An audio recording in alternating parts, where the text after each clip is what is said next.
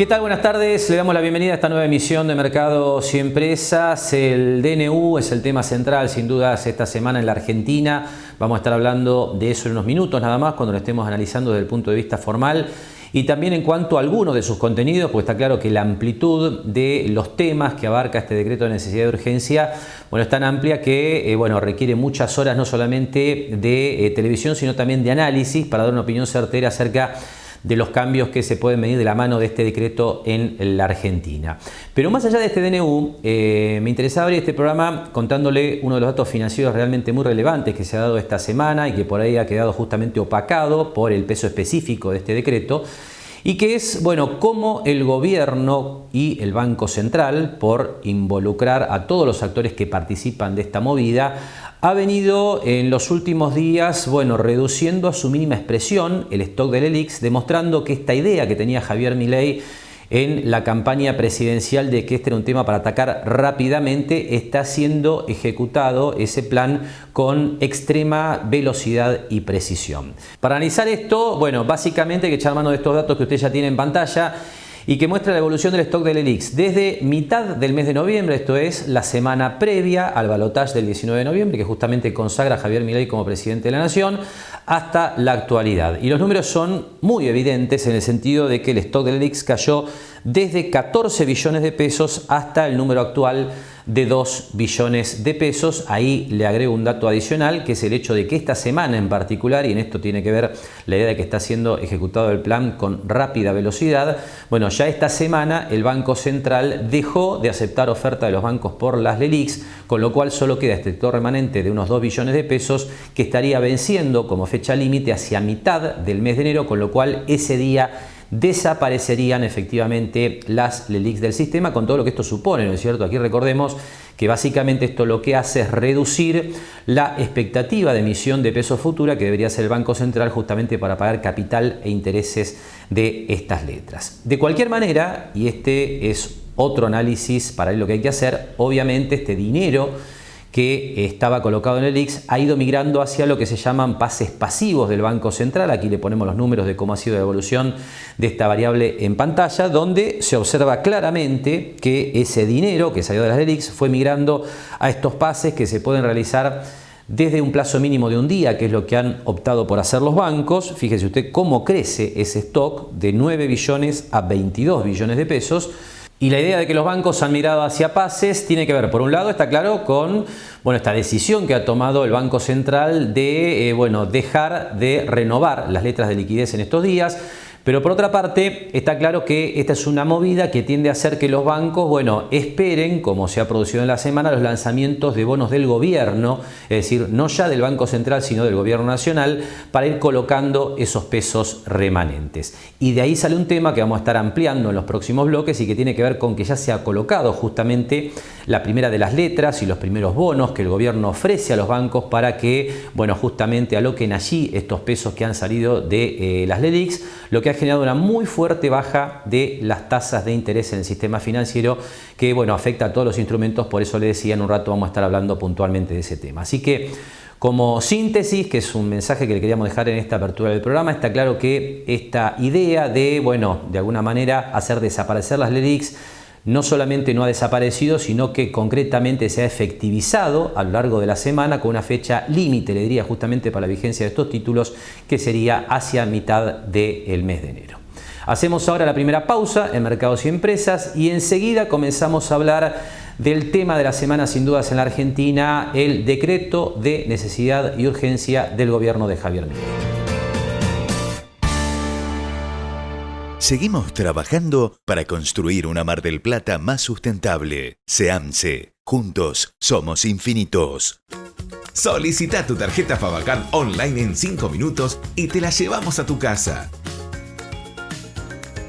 Con tu Favacard vas a disfrutar de infinitos momentos de verlos reír, invitar a tu gente querida, darte un gusto, construir tu futuro. Ingresá a tarjeta-mediofavacard.com.ar y obtené descuentos y cuotas sin interés para disfrutar más. Centro Cider es la empresa líder en productos metalúrgicos para la construcción, el agro y la industria. Hierros, chapas, perfiles y todo para la construcción en seco, al mejor precio y con entrega asegurada en Mar del Plata y zona. Presupuestos y compras online en centrocider.com.ar o en nuestro local de Champañat 1255. Centro Cider, más simple, más rápido. Si sos víctima de violencia de género, te brindamos contención en la línea de WhatsApp 223-542-5640. Además, ingresando en mgp.gov.ar/género, vas a encontrar asesoramiento para acceder a capacitaciones, búsquedas de empleo u obtener un crédito para tu emprendimiento.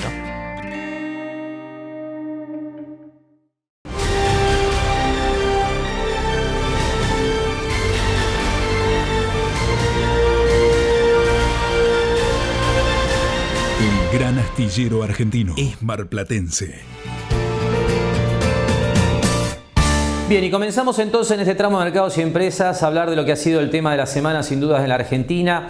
Este DNU de 366 artículos que ya se está debatiendo intensamente, le diría, en todos los ámbitos de la sociedad. Y justamente para analizarlo, por lo menos desde los aspectos formales, pues está claro que la cantidad de información, de contenido de este DNU, bueno, requiere especialistas de distintos sectores, pero para hablar de los aspectos formales ya estamos en contacto con el doctor Marcos Jauregui-Berri, a quien le damos la bienvenida.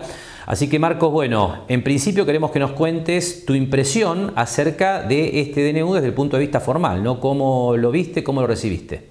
Sí, es cierto, desde el punto de vista formal ha generado muchas discusiones que la hemos visto durante estos días por muchos lados, y creo que en general la discusión respecto a la cuestión si un DNU puede, dictado obviamente por el Poder Ejecutivo, puede tener el carácter de una ley, que es lo que realmente se discute, hay que dividirlo en dos. O sea, ¿realmente se puede hacer? Sí, porque la Constitución habilita el dictado de decretos.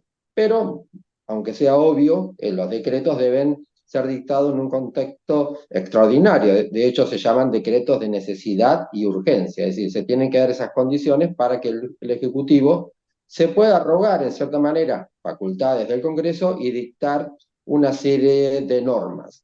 Desde el punto de vista formal, está amparado y obviamente que es una herramienta de la Constitución. Ahora, lo particular y lo distinto, si podemos decir a esta altura, es el contenido. Como bien decís, son 360 normas en un solo decreto que obviamente uno puede ahí dividir claramente el contenido y lo necesario que puede ser para la política que se lleva adelante por el gobierno entrante, y la implicancia que tienen en todo el contexto de la administración, de las relaciones, de la economía y demás, que trae aparejado que son dictados en virtud de la disposición de un presidente y no del Congreso. La discusión es esa. Ahora, facultado legalmente, sí lo está. Esa sería la respuesta. Bien, ahora, Marcos, ¿este DNU se acepta todo en el Congreso o se rechaza todo? ¿Cómo es esto? Porque, como decíamos, 366 normas aproximadamente, donde uno interpreta que puede haber, bueno, aceptación por parte de diputados, de senadores, de algunas de ellas, de otras no. ¿Esto cómo sería?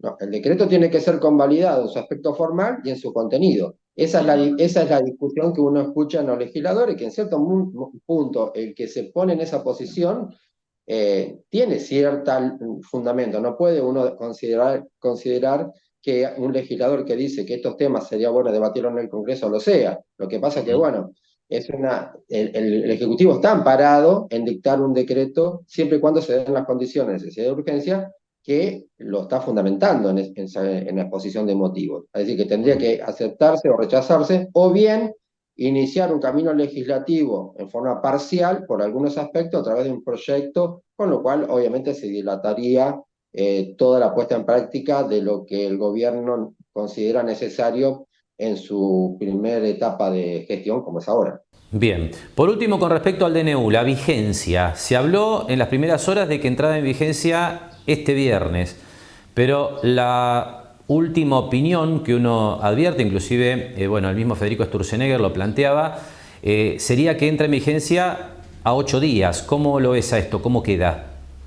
Exacto. si en el plazo de 8 días no es impugnado por el Congreso, el decreto va a entrar en vigencia porque es el plazo de ley. O sea, es correcto que se publicó el 21, comienza a regir, salvo los imponderables y las cuestiones que pueda haber en el transcurso de estos días, el día 29, todo el decreto empezaría a regir. Obviamente abramos un paréntesis porque puede haber cuestiones propias del Congreso o propias de la justicia que quizás parcialmente o lo que fuera pudiera afectar la vigencia del decreto, pero si todo transcurriese normalmente, en el sentido de que no hubiera ningún motivo de los que dije recién, empezaría a regir el 29 de diciembre.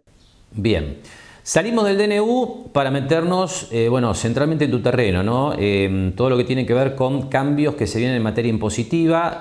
Todavía cuando estamos grabando el programa no ha llegado, digamos, los proyectos de ley al Congreso, pues esto tiene que pasar inevitablemente por el Congreso de la Nación, pero han trascendido distintas cuestiones sobre temas como blanqueo, moratoria, cambios en bienes personales. ¿Qué nos puedes adelantar y cómo, digamos, analizarlo, ¿no? ¿Qué es lo que se viene en este sentido con la información que tenemos a esta hora? Exactamente. En materia, el gobierno se ha encargado de decir que el DNU no tiene contenido tributario porque la parte tributaria tiene que ser sancionada por el Congreso bajo pena de nulidad. Ese es el contexto con el cual tendríamos que hablar de este tema. Entonces, el proyecto que implica cambios tributarios que a la gente más le puede interesar es el que decís. El proyecto, tal cual está redactado, no sabemos si va a ser sancionado de esa manera, pero tal cual está redactado el día de hoy, tiene un aspecto que hace a una moratoria para deudas que recauda la DGI.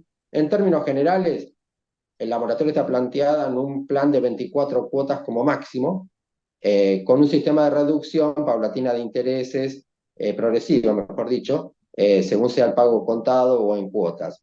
El contado tendría un descuento del 50% de intereses, condonación de multas, causas penales y demás. Es decir que primero hay una moratoria de todos los impuestos que recauda la AFIP con un plazo máximo de pago en cuotas de hasta 24 cuotas.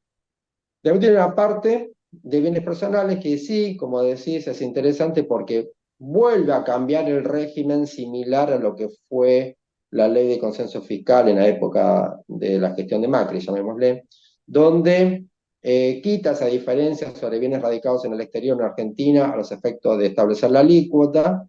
Establece también un plan paulatino de reducción de esa alícuota, partiendo de unos 50 y luego bajando progresivamente.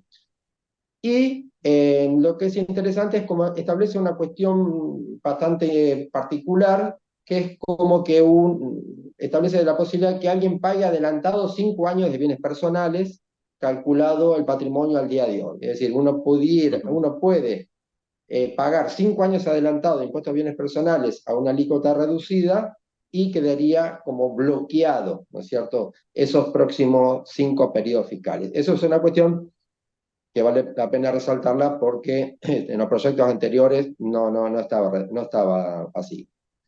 Y también un nuevo blanqueo, en el cual también ha habido intentos del gobierno anterior en establecer este blanqueo, por lo tanto quizás el curso en la parte legislativa se ha amparado, ¿no es cierto? Y un blanqueo que a grandes rasgos permite blanquear bienes obviamente que no estén exteriorizados, con una división importante según el valor de lo declarado. Si un contribuyente exterioriza hasta un valor patrimonial de $100.000, no paga ninguna penalidad.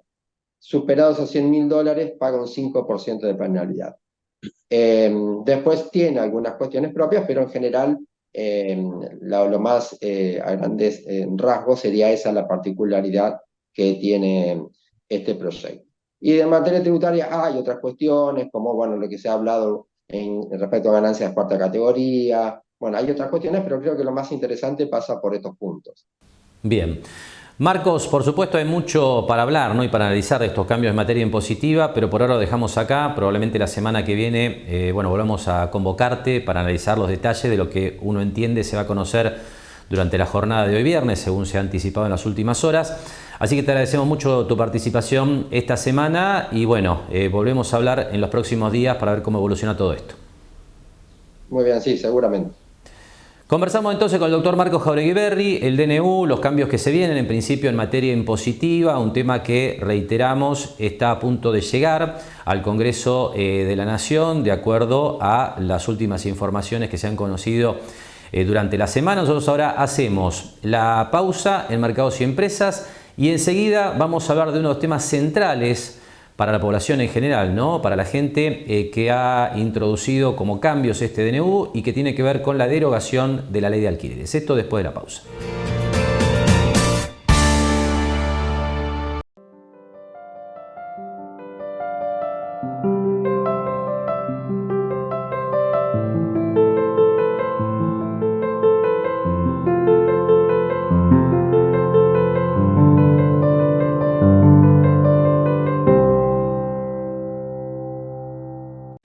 Lo esperamos en Mar del Plata Bursátil para asesorarlo en su mejor alternativa de inversión o financiación para su empresa o negocio. De lunes a viernes, de 10:30 a 17:30 horas en Corrientes 1723, teléfono 561-6000, www.mdpbursátil.com.ar.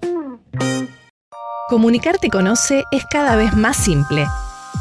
Ya podés hacer consultas y gestiones por WhatsApp 2236 94 8900. Actualiza tu factura, ingresa tu reclamo, consulta tu deuda y lugares de pago. Gestiona tus trámites. Somos OCE, siempre cerca. Si sos víctima de violencia de género, te brindamos contención en la línea de WhatsApp 223 542 5640. Además, ingresando en mgp.gov.ar/género, vas a encontrar asesoramiento para acceder a capacitaciones, búsquedas de empleo u obtener un crédito para tu emprendimiento.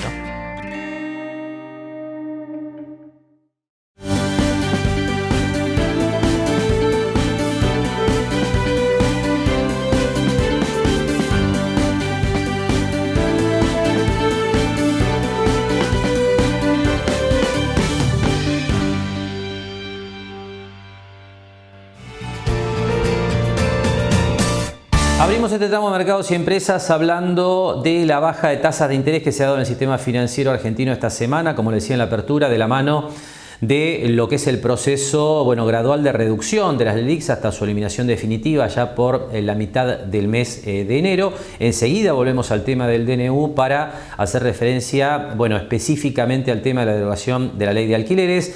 Pero ahora quería mostrarle cómo quedan las tasas de interés para plazo fijo, ¿no?, en los bancos del sistema financiero argentino a partir de estos cambios, un dato clave, ¿no?, para muchos ahorristas. Y los números, muestran lo que usted ve en pantalla. La tasa nominal anual que pagan los bancos, esto estamos hablando de tasa mínima para colocaciones de hasta 30 millones de pesos a un plazo de 30 días. Estaba en 133% anual, ahora se redujo a 110%. Aquí le acoto que la tasa de política monetaria, es decir, la tasa del LELIQs y pases, los bancos ahora han recibido la noticia del Banco Central que se ha reducido también esa tasa al 100%, con lo cual está claro que hay una barrida hacia abajo de todas las tasas de interés en el circuito bancario argentino. Con lo cual, yendo a la situación de los ahorristas puntualmente, la tasa nominal del 110% cuando uno la divide por 12, lo que da es un 9,17 mensual, que eso es lo que están recibiendo los ahorristas a partir de estos cambios, con lo cual la tasa efectiva anual, aquí le recuerdo que la tasa efectiva lo que contempla es la renovación de plazos fijos y la capitalización de los intereses de cada periodo de 30 días. Esa referencia asciende a 186,65%. Cambios importantes que han generado, entre otras cosas, que muchos ahorristas, teniendo claro que esta tasa que pagan los plazos fijos ahora es muy inferior a la inflación proyectada para los próximos periodos. Ahí les recuerdo que las referencias que se manejan en el mercado son básicamente una cifra cercana al 25% para diciembre, que puede llegar a 28%, pero que también podría ser 22% de acuerdo a cómo termine el mes y de acuerdo a cómo queden las cifras, y una cifra probablemente incluso mayor para el mes de enero, con lo cual está claro que una tasa del 9,17 es negativa en términos reales, es decir, pierde poder de compra contra la inflación. Con lo cual, que este es el comentario que quería hacerles. Lo que se ha visto en la semana es que muchos ahorristas han empezado a buscar otros instrumentos, como bonos que ajustan por ser, como letras que se negocian en la bolsa, e incluso, que parece ser una variante perfecta pero que está en desaparición, La idea de constituir plazos fijos UVA, que ajustan justamente por la inflación oficial, también parece ser una alternativa mejor a los plazos fijos tradicionales. Así que en un rato nada más les voy a contar cómo funcionan los plazos fijos UVA con las cuestiones que hay que tener en cuenta a la hora de hacer una colocación de esas características en los bancos. Pero volvemos ahora entonces al DNU y concretamente a la derogación de la ley de alquileres. Sobre este tema tenemos el análisis, como siempre, del martillero Diego del Valle. Sí, tanto hemos hablado estos 4 años, Javier, del tema de la ley de alquileres. En principio, imagínate que es una grata noticia, una noticia que en lo personal sorprende también por la magnitud del cambio. Es decir, durante esto de la pandemia para acá, julio del 2020, que entró en vigencia la ley 27.551, el grave problema que hemos hablado es que se ha ido destruyendo la oferta de alquileres. Entonces vos en un mercado como el de la locación, si no tenés un propietario que ponga una propiedad en alquiler, no tenés mercado. Y eso trajo este cuello de botella de encontrarnos, sobre todo en estos últimos meses, después de la última reforma que entró en vigencia el 18 de octubre, donde las personas directamente no encontraban ningún alquiler con destino a vivienda. A mí me parece que el cambio de que haya una libertad de plazo, el cambio de que haya una libertad con este contexto inflacionario que tenemos de tres dígitos, que hace 32 años que no lo vivíamos, que permita al propietario o inquilino esa actualización, que sea dentro de 4 o 6 meses, que permita la libertad del índice que ellos decidan utilizar, me da así la sensación de que vamos a tener lo más importante, que es que comience a haber oferta. Yo creo que el problema que tiene el mercado, con esta alternativa hasta del plazo, puede ser que incentivemos a muchos propietarios que se fueron, a muchos propietarios que tienen su propiedad en venta, a que se animen a hacer un contrato por 12 meses, y eso, si se da, como todo, cuando vos la oferta te empieza a crecer, después también hay una competencia de precios, que va a ser también algo positivo, porque si no hoy te encontrabas con un panorama sin oferta y con valores que eran muy altos, donde había alguien que los podía alquilar, pero la gran mayoría que también quedaba fuera hasta de la posibilidad de alquilar. Ahora, Diego, que no haya ningún tipo de marco regulatorio, ¿no preocupa? Mirá, el marco regulatorio está en el Código Civil, es decir, acá hay que tratar de sincerar a la gente que en el año 2015, o sea, no hace tanto, 2015 se sancionó un nuevo Código Civil y Comercial. Lo grave fue que apenas 4 años después, ese código que fue sancionado se comenzó a reformular, sobre todo en materia de locaciones, donde vos fijate que, por ejemplo, en el código se estableció bajar los plazos de locación, se estableció el comercial, por ejemplo, bajarlo también a 2 años. Vos cuando ves los países de acá, vecinos, Uruguay te hablo, Brasil, se utilizan hasta contratos por 1 año. Nosotros, Javier, en estos meses hemos atendido cientos de llamados de gente que te llama y te dice quiero alquilar por 12 meses, por 24 meses, y nosotros le decíamos no se puede, no es legal. Entonces, a mí me parece que hay que dejar correr este cambio, así como tuvimos esta ley 27.551 de julio del 2020 hasta hoy. Dejemos correr ahora, probemos 3, 4, 5, 6 meses, a ver si con este DNU el problema de oferta de alquileres se soluciona. Veámoslo. De la otra manera ya hemos visto que, te reitero, hasta el día de ayer, oferta cero en alquiler con destino a vivienda. ¿Por qué? Porque lo que cambiaron el 18 de octubre fue el índice de actualización. Cambiaron solamente el índice, pusieron el índice de casa propia. Que eso implicaba que el propietario anualmente tenga que actualizar un 90 y pico %, cuando vos y yo sabemos que la actualización real hoy es del 150%. Entonces, ¿qué propietario te va a poner una propiedad en alquiler? A mí me parece que hay que tratar de esta alternativa que hoy tenemos, pongámosla en funcionamiento y veamos a ver cómo funciona. Así analizaba entonces Diego del Valle, esta derogación de la ley de alquileres que está incluida en el decreto de necesidad de urgencia que hizo público el gobierno esta semana y que se ha analizado en los próximos días por el Congreso de la Nación, pero está claro que desde el punto de vista del análisis integral del mercado de los alquileres, la idea de derogar la ley ha sido muy bien recibida, básicamente porque uno entiende, como explicaba Diego del Valle, que esto ampliaría la oferta de unidades en alquiler y esto mejoraría incluso la situación de inquilinos que muchos de ellos, uno advierte, en algunos casos parece manifestarse en contra de los cambios cuando claramente la ampliación de la oferta debería jugar a favor de sus situaciones particulares o familiares. Se ha hablado mucho en las últimas horas también de la posibilidad de pactar alquileres en dólares, ¿no? Y esto, por supuesto, ha generado preocupación entre los inquilinos, sobre todo aquellos que alquilan una vivienda. Sobre este tema, Diego del Valle analizaba la nueva situación de la siguiente manera. No, ahí hay que ser claro. Hoy veía también muchos medios de capital, hablaban que los alquileres se van a dolarizar. No se van a dolarizar los alquileres. A ver, los alquileres dolarizados en Mar del Plata, por ejemplo, son muy poquitos, muy poquitos. Tienen que ver con ciertos departamentos en Playa Grande, tienen que ver con ciertos locales en Güemes, tienen que ver con ciertos barrios cerrados premium y con ciertos alquileres, pero ese es un mercado muy chiquito. El 97% de los alquileres que se hacen en Mar del Plata se hacen en pesos, porque el 97% de los inquilinos son asalariados en pesos. Entonces eso no va a cambiar. Lo que sí te va a cambiar, Javier, va a ser, por supuesto, van a aparecer contratos de 24 meses, no va a haber más contratos de 3 años, porque es una locura ese plazo. Y seguramente vas a ver que con este contexto inflacionario, esos alquileres se van a ajustar cada 4 meses, cada 6 meses, según que si el inquilino puede, no puede, según el tipo de propiedad, va a pasar eso. Y yo creo que también lo que te va a permitir empezar a tener oferta es que haya algunos contratos que sean por 12 meses. También tenés mucha gente que necesita por ahí alquilar por 12 meses, por un año. Por lo tanto, ahí es donde yo veo los cambios y sí me parece que sea algo positivo de la ley 27.551 fue haber creado el índice de contrato de locación, el ICL, que emite el Banco Central.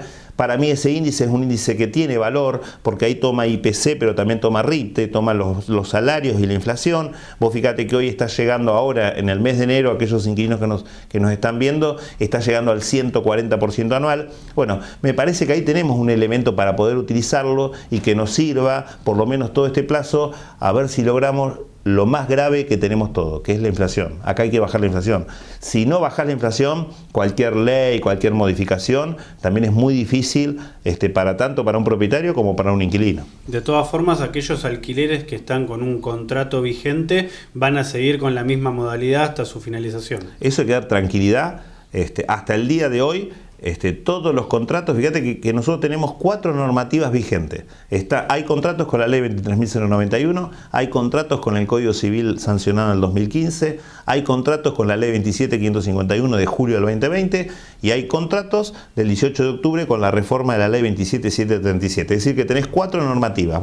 La persona que nos está viendo, el inquilino, tiene que saber que a él lo rige según el momento que firmó el primer día del contrato, ¿sí? Y eso hasta cuándo lo puede celebrar. Si él sigue con ese locador, si él sigue con esa propiedad y él sigue en su carácter locatario, tenés un plazo máximo de 20 años. Es decir, que durante 20 años que vos vivís en una misma propiedad, te va a estar rigiendo la normativa del día que vos firmaste. Cuando se cumplen 20 años, por lógica, ahí hay que celebrar un nuevo contrato y en ese momento empieza a regir, en este caso, el DNU que estamos hablando.